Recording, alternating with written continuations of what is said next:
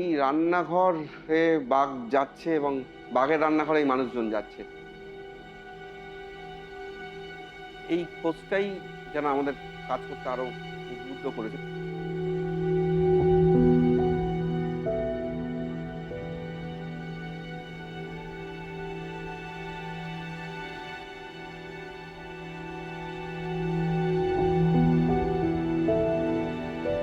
খারাপ জঙ্গল, এই জঙ্গলে আমরা কাঁকড়া মাছ ধরি, পিছনে থাকবে না, সবসময় পিছনে থাকবে না, সবসময় আগে থাকবে।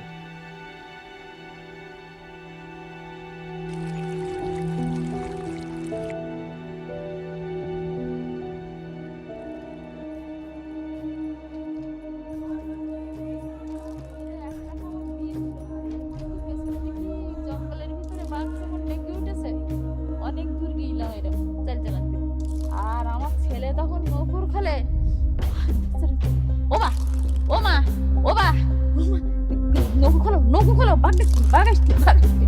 আমি তখন বলছি তুই ওই ছয়ের ভিতরে যা।